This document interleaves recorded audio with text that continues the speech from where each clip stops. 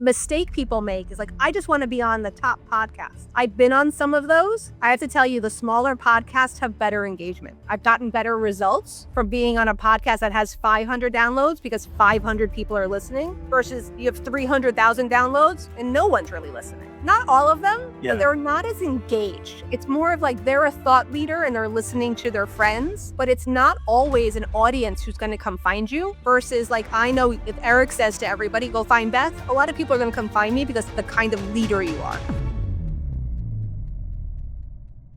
She spent 25 years as a network TV producer at NBC, Tonight Show, Paramount.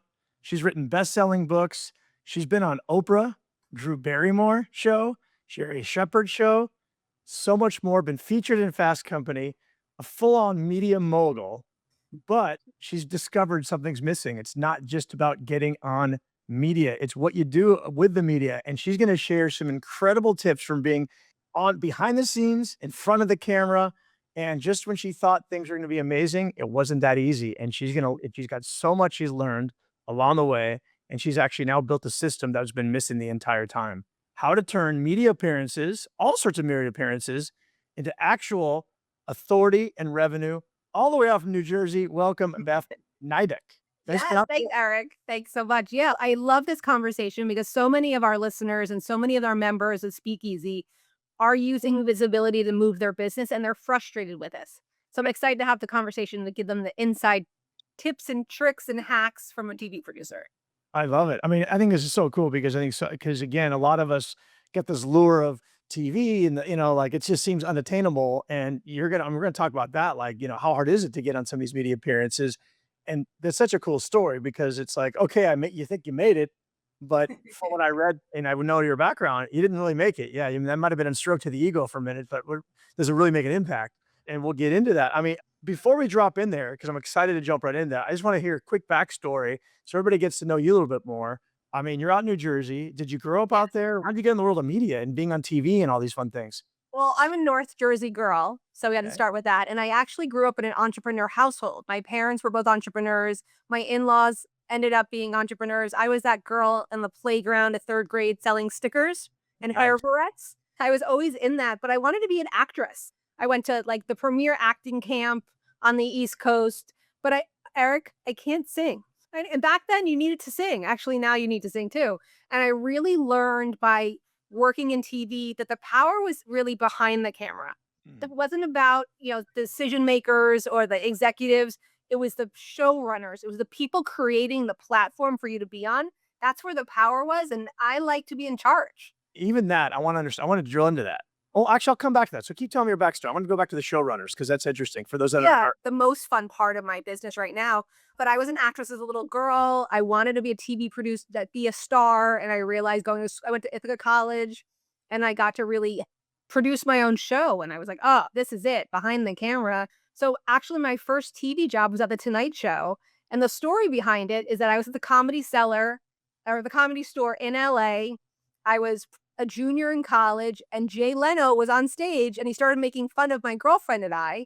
After the show, he came over to us. He's like, thanks for being a good sport, and started talking to us. And he was like, oh, I was a TV communication major.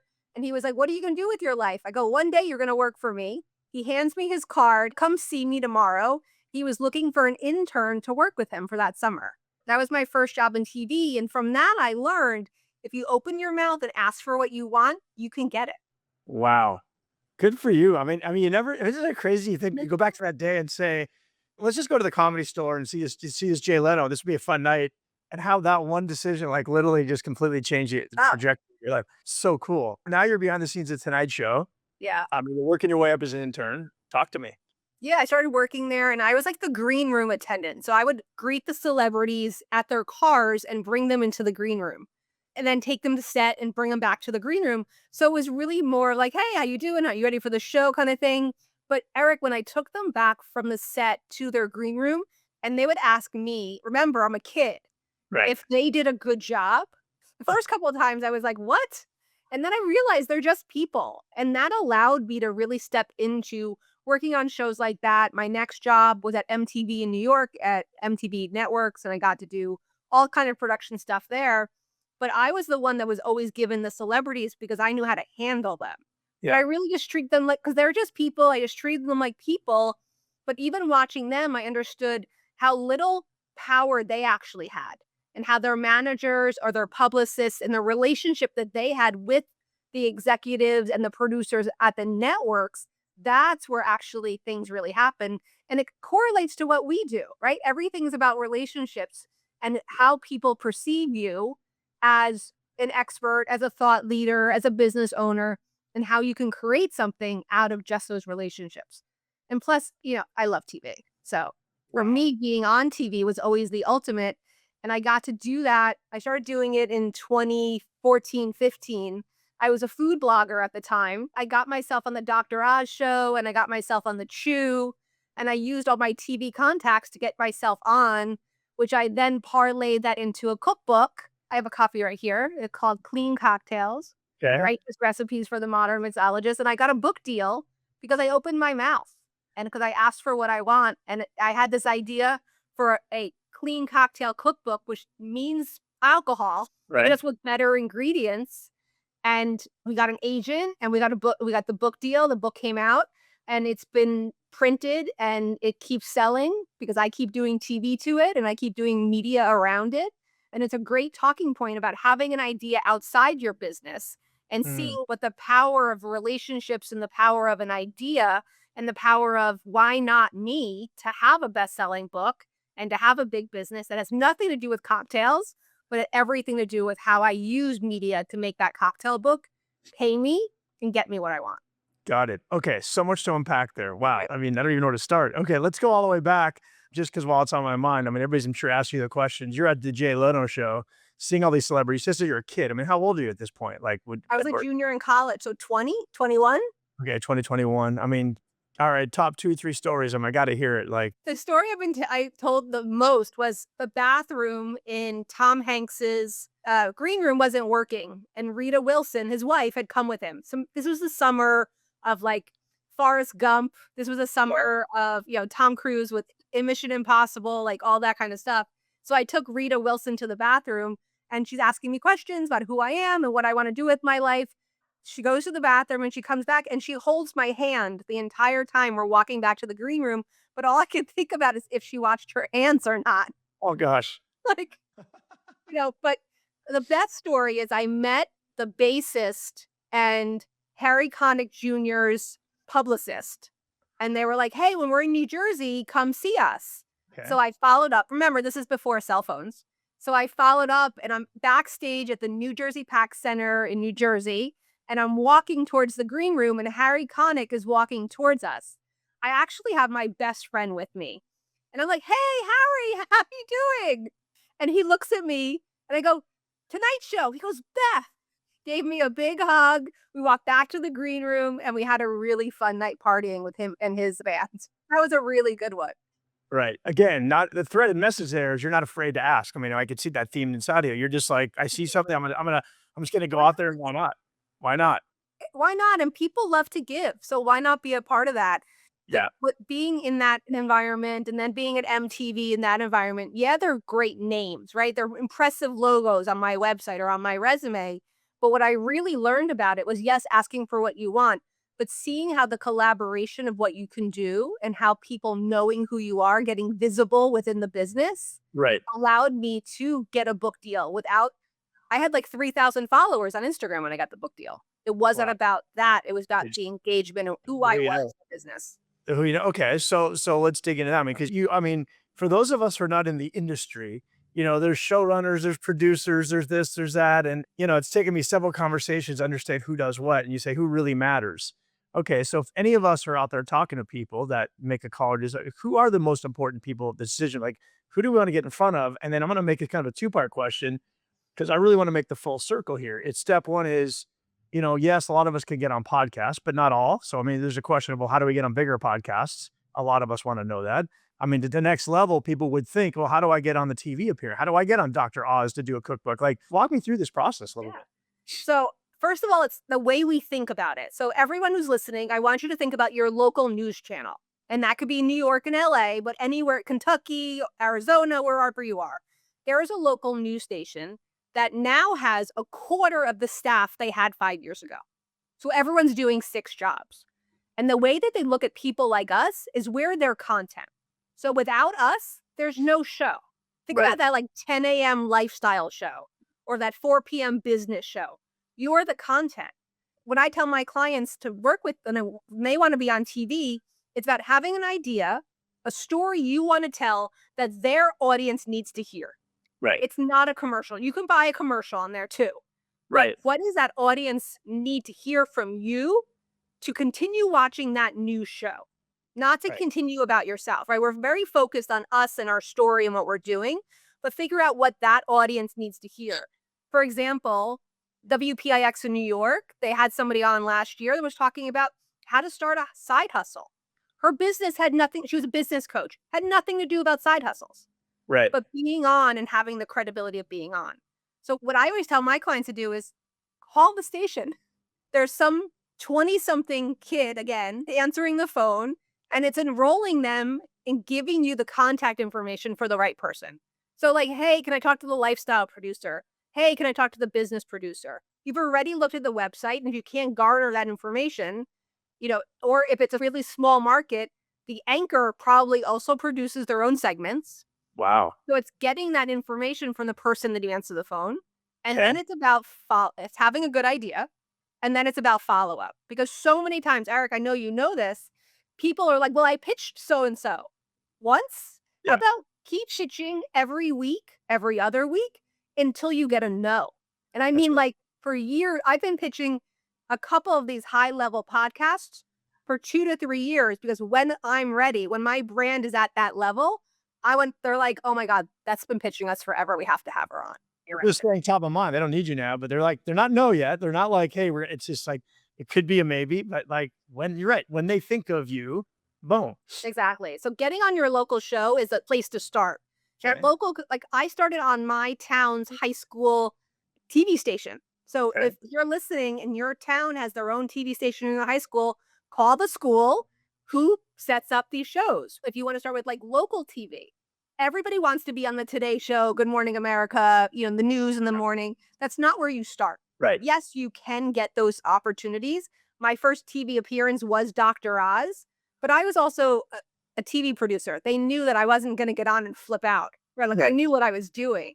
So where you're comfortable, I think it's a great place to start because being on bigger markets to get yourself to those national shows. Well, how does that work? So, okay, so you hustled, you got your way on the local show, Yeah. you talked about something, whatever it is that, as you said, not what you think, it's what people need based on what's going on in the world right now. You're interesting, you're providing value to the show and the end customer, Right. important, really. Then what? Like, how do you take that into, okay, now I go up the chain there? It's the same as like when you're speaking reel. Start a reel together. Start a reel of all your TV appearances and then pitch the next biggest market or the plate. Like if you're going to be in Boca for the next speakeasy mastermind or you're coming to Jersey, what's the TV station that's there that I can go do a segment while I'm there? Getting on these bigger markets and doing 10 to 12 to 15 of these so that you can kind of figure out what your media personality really is because it's not the same personality that you have online. It's not the same personality that you have on a podcast. It's when you see me on TV, I'm a bigger personality, right?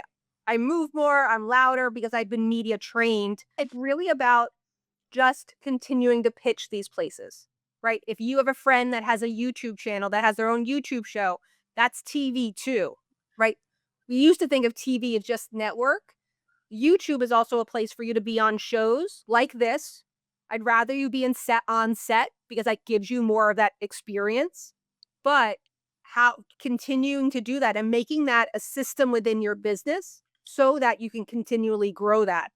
Visibility, people seeing you or getting exposure does not equal anything but an experience for yourself. It's the Got it. multiplying of it. It's the leveling up of it. It's the messaging of it.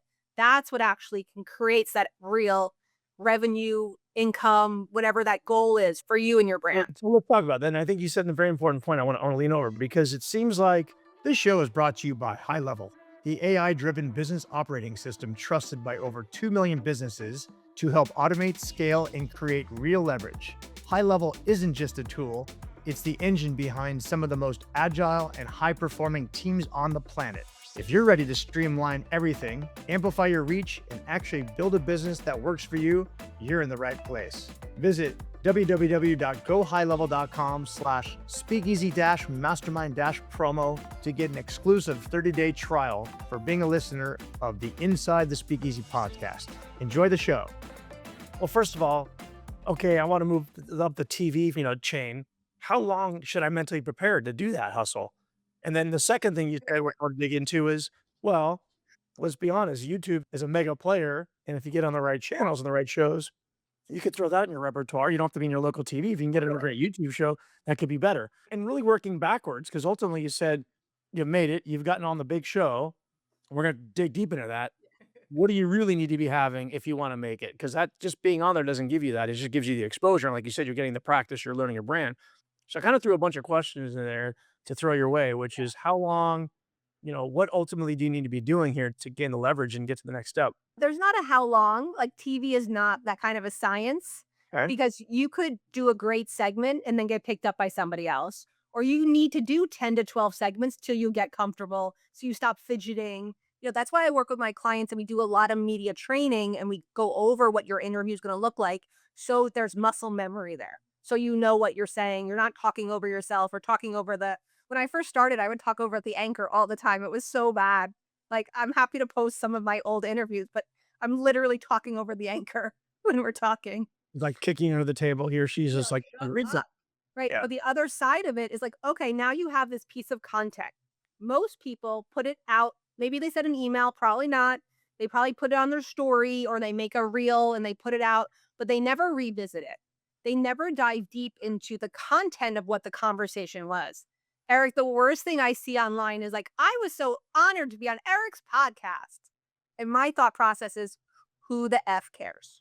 Versus Eric and I talked about how to make money from media, then I'm going to care about it. What I created my Mike to Millions program is a system of how you actually give interview. I always call it give a good interview. What you say, how you say it, when you say it, and how you promote it and how you consistently promote it so that the feedback you get is, Eric, you're everywhere. And meanwhile, you've been on vacation for 2 weeks. Right. Right. Right. I see you, you're on this, you're on this, you're on this. They don't look closely. I was on this and this 6, 8, 12 months ago. But Right. because I'm continually using it, because my message is consistent, it looks like I'm everywhere right now. And in my business, my client's business, that's how we increase revenue.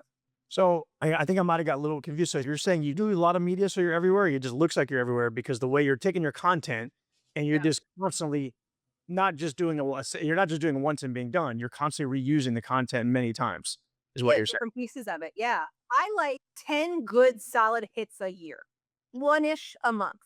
Okay. That's all you need. With this concept of like the more is not better when it comes to media. Quality is what's better when it comes to media. So when you say one hit per month, meaning you're going to take your segments and promote it, or what do you dig into that a little more? Meaning like one solid media podcast interview, TV interview, stage. If you can earn yourself one good placement a month, I'm going to call it a placement instead. Okay. Then you can use the content of that placement all month. Right. And then in my system, I teach you to then use it 3 months from now, 6 months from now, 9 months from now, 12 months from now. It gets Right. into the sales rotation Right. so that your credibility is being increased. The awareness of your brand is being increased as you share it. Because I'm not going to just share this interview with you, Eric. I'm Right. going to tag you. I'm going to tag Speakeasy. Anyone we mention, I'm going to tag in there. I might even tag a few of my New Jersey after, I don't think of the words, in there as well to get support and really create some noise and some energy around our interview versus putting it on my story and kind of forgetting about it. Doing that, yeah. So it's all the things, and that creates this sense of, wow, she's everywhere, like you said. And then how often are you finding that your clients, they do a lot, but they walk into the door with you and they're like, well, it's not even clear what they're selling, or they don't even have a back off. I mean, obviously that's step one, right? You got to have an offer and what you're trying to get out there. Yeah, people don't come to me without offers.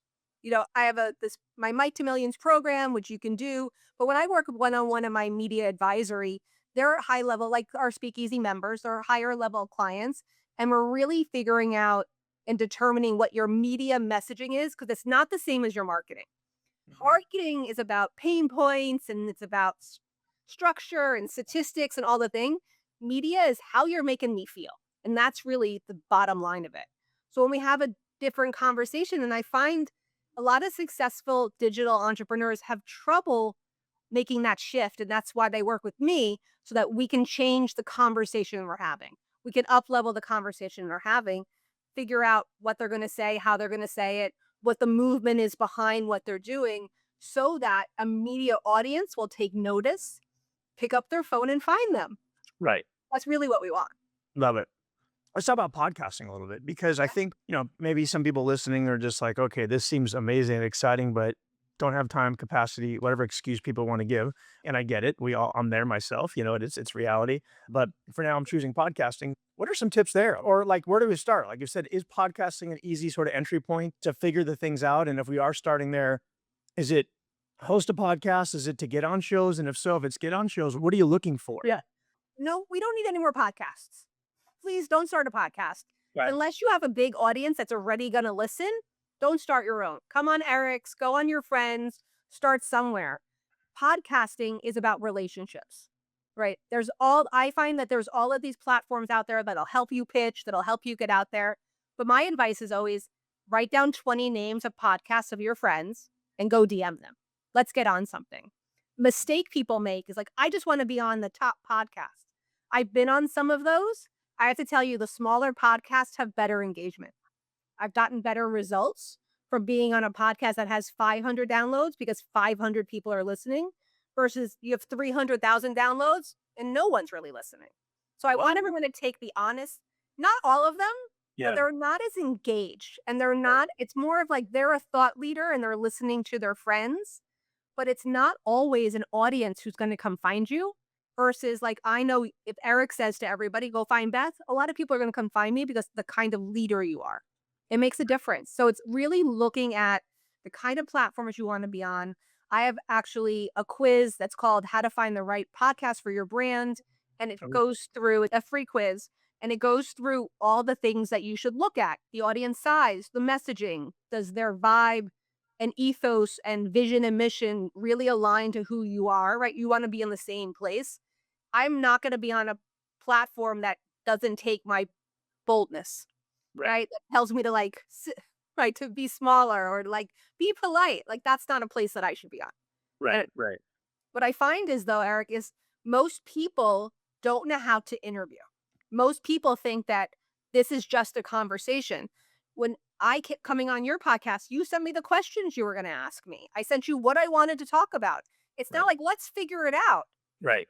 This is a silent sales call, and that's what I call it, or a one-sided sales call. Right. I mean, it's true. I mean, honestly, it's a lot of it is even you and I right now, we're getting to know each other more. I'm learning more about your business. I look at it and say, well, shit, I could have this 30-minute conversation you just to get to know you better, but like we could do it live and I'm learning so much more and actually forces you to stay focused too, versus a lot of us that are ADD and jumping all over the place. And I'm going to follow up with you later to get that download from you because as you know, once you start a podcast, I'm getting hit up every day, 2, 3 people like either these people that want to be on my show or I know it's their teams that are just like trying to get them on shows. Yeah.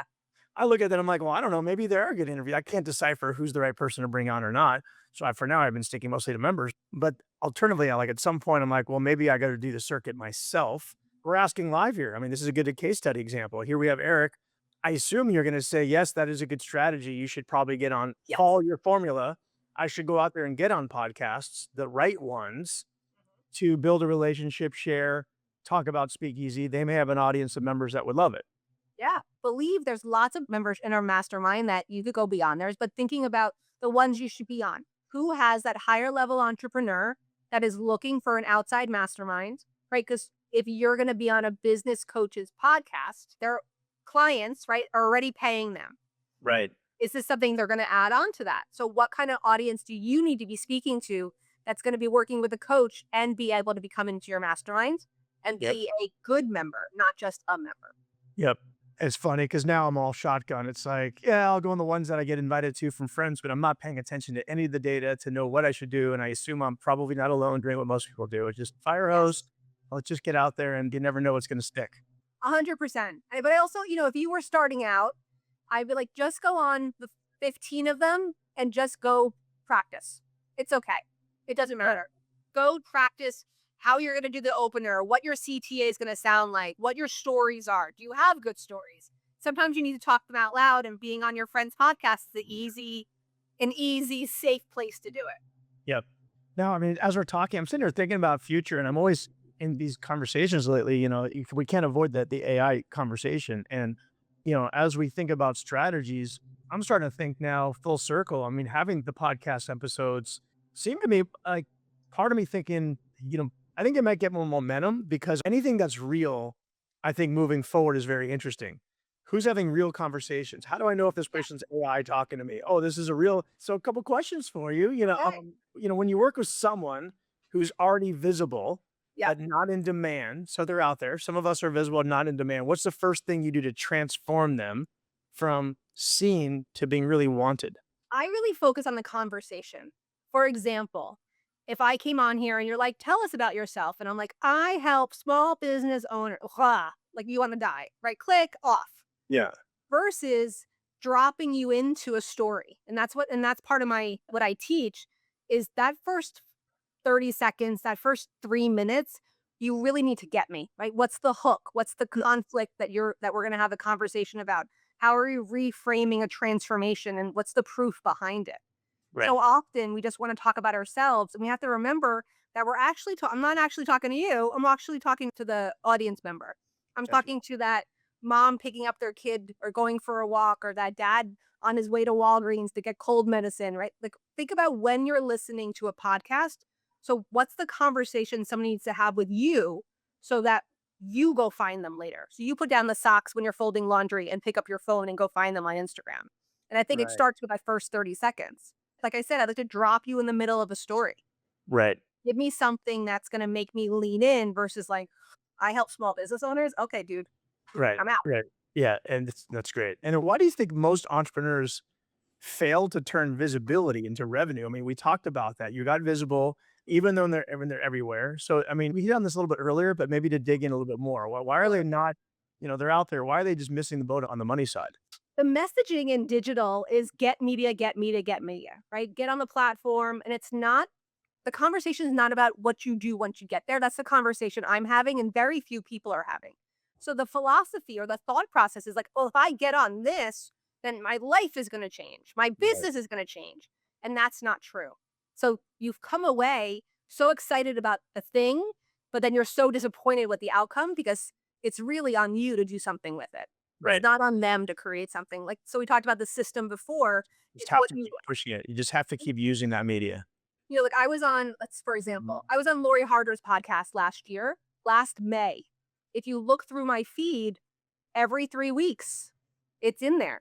I was just on Kelly Roach's podcast. Now you're going to see it for the next 3 months. I'll take a little break. I'll start doing it again. But I'm not saying, hey, I'm on Kelly's podcast. I'm talking about the conversation we had. I'm pulling out a piece of a sound bite. Back to value to the listener. You're bringing back value to the listener, and then you're also bringing in the implied credibility of where that value came from.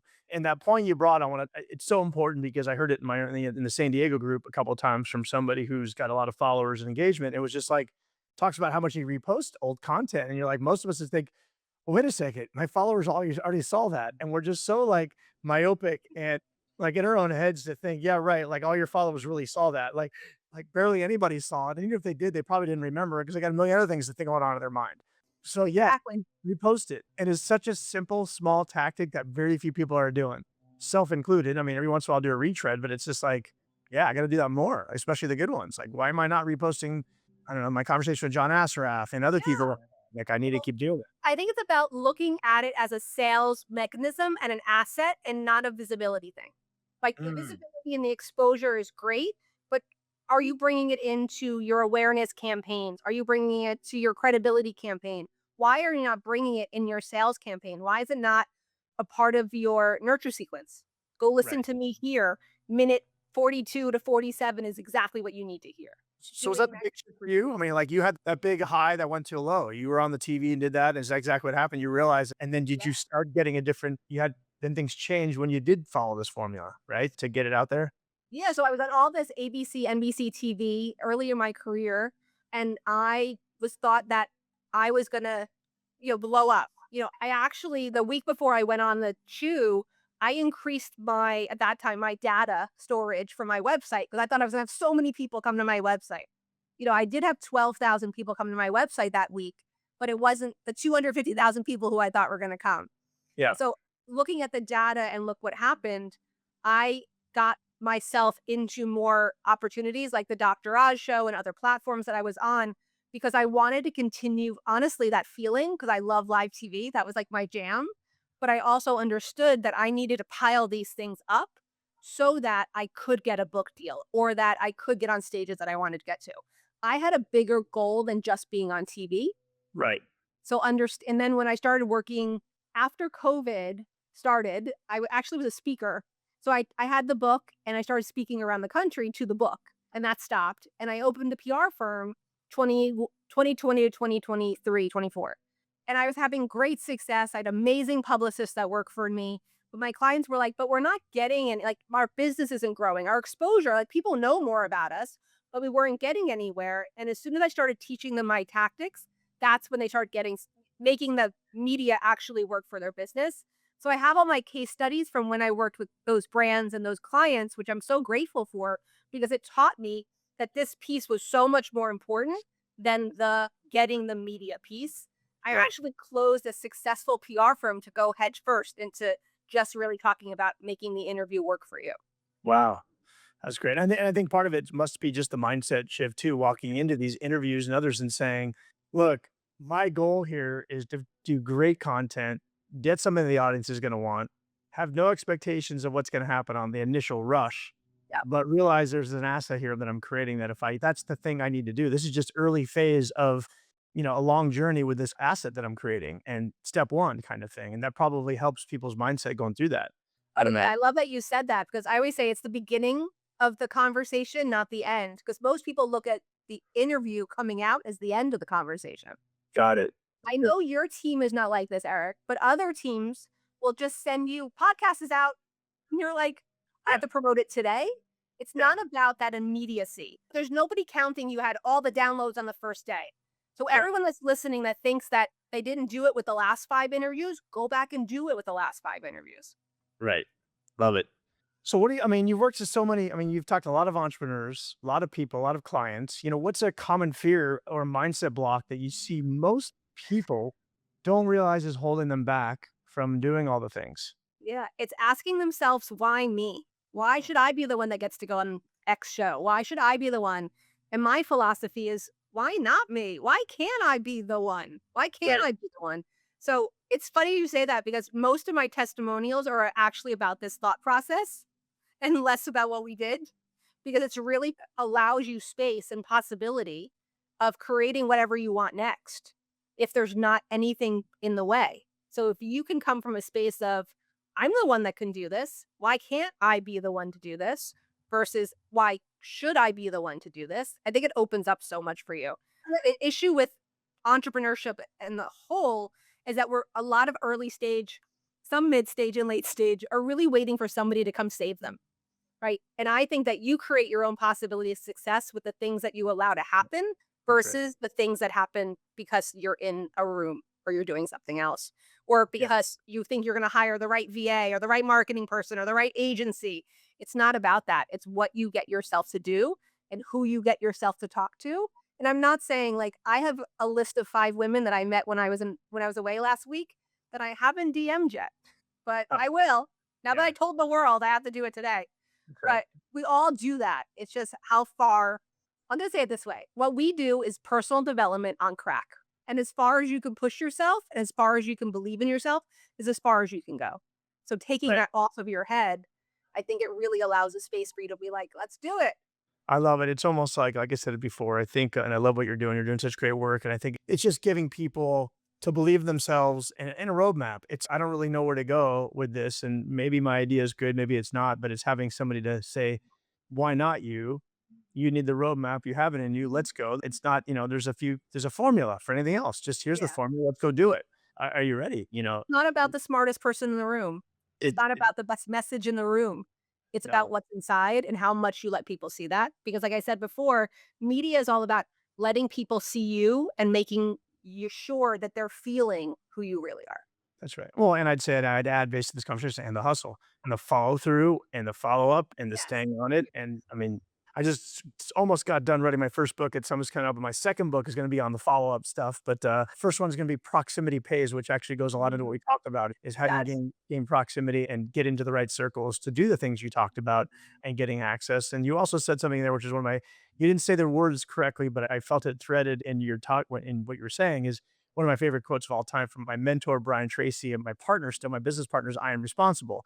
And I felt a lot of that in what you said is like, look, it's not going to happen for you. You got to take the responsibility and can't just do the things and all of a sudden the lights will just, you got to stay in there. And in our still line too, and you said something else too, really, I'm going to bring back again as we sort of wind up, is I go for the no. And I like Bob Costas quote I heard years ago is one of my favorite quotes. He goes, a no's better than maybe. And I love the no because it's like, yeah, it's like, great. I don't care if it's a no. It doesn't bother me. In fact, Yeah. I'd rather that than just give me an answer. But until I get an answer, I'm going to chase either I'm binary. I need a yes or a no here. Otherwise, you're just going to keep hearing from me. And having a system to do that without taking it personally, it just is what it is. It's almost the attitude of, well, it should be a yes. Why is it going to be a no? Like, you need this. I really believe it. Until you tell me I'm crazy, you're like, I love that you said that because my like close friends call me Rosie because I'm like, of course it's going to happen. We can talk about manifestation and all that, whatever stuff, but it's really like, for me, it's like, of course of course your next book's going to be a bestseller. Of course. yeah. And I just think coming from that protects you from all of that bad juju and all those bad thoughts so that you can go do the thing. I love it. I love it. Well, so I'm going to turn it a little bit. Thank you for being such an amazing member of our newest chapter, New Jersey. So tell us about your experience. Like, what do you love about Speakeasy so far? I love that it's in person and it's at somebody's house. It feels comfortable. It's intimate. We get to know each other really well. The hot seats have been really interesting. We're still a small group, so it's really vulnerable and we're having those conversations that I want to have. But plus, Eric, when I mean in person is because a lot of people like us, my kids are out of the house. It's just me home all myself all day long. And next week I get to see my friends in person. Yep. Yep. And I can't wait. I love it. That is the magic. And it's right. And again, more and more as we are living behind computers and AIs and seeing real people and having real conversations. We had it last night at my house. It was great to have everybody over here. Hopefully we'll have you here someday. And as we wind up, thank you so much for your time. Is there any questions or anything I didn't cover that I maybe should have? No, I always love listening to your interviews and I'm so happy that I get to be part of it. I think that the last thing I want to say, it goes back to what we were talking before, is like, if you take anything from this conversation, it's all about how you perceive yourself and the things that you'll allow yourself to do. So if you Love it. want somebody to kick you in the ass, if you want somebody to go do it, DM Eric and I will support you. I'll support you. We'll Yep. support you. We'll get a little, a little Yep. Jersey and a little West Coast, but I appreciate it. I love it. And definitely we'll drop the information with Beth on side this podcast. The notes, you should absolutely hit her up if any of these things are of interest to you and you want a proper kick in the butt from the Jersey side and to get on some media and learn how to do some other cool things, and which a lot of us certainly need. Definitely Beth is your go-to. So reach out to her. Thank you so much for your time today. I know you got a lot going on. Appreciate you. And I'll look forward to seeing you again soon. Always. I'll talk to you soon. Thanks, Eric. And that's a wrap from the Speakeasy podcast. If something sparked for you, don't keep it to yourself. Share it, review it, and pass it to the one person who needs to hear this right now. Want in on the real mastermind? Tap the link in the show notes to apply. Until next time, keep scaling, stay sharp, and don't be the smartest one in the room.